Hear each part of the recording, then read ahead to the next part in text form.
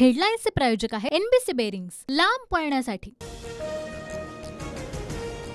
मराठा आरक्षण विधेयक विधानसभेसह विधान परिषदेत एकमतानं मंजूर। सत्ताधाऱ्यांच्या विनंतीला विरोधकांची ही साथ। विधेयकाला कोणाचाही विरोध नाही।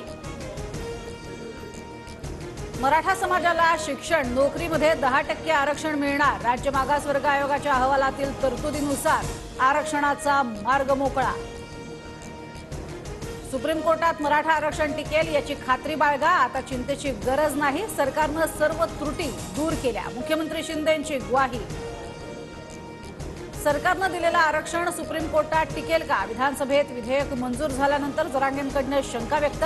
उपचार घेण्यास नकार देत तीव्र उपोषणाला ही सुरुवात। अधिसूचनेवर 6 लाख हरकती, घाईगडबडीत निर्णय घेणार नाही, आम्ही फसवणूक करणार नाही, संयम राखावा, मुख्यमंत्री शिंदेंचं मनोज जरांगेंना आवाहन। सगळे सोऱ्यातूनच अधिसूचनेची अंमलबजावणी करा, ओबीसीतून हक्काचं आरक्षण द्या, जरांगे मागणीवर ठाम। उद्या पुढील आंदोलनाची दिशा ठरवणार।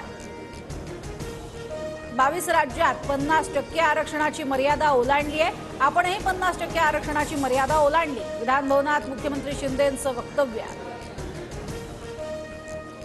आम्ही स्वतंत्र आरक्षणाची मागणी केली नव्हती, आम्हाला ओबीसीतूनच आरक्षण हवं, जरांगे मागणीवर ठाम।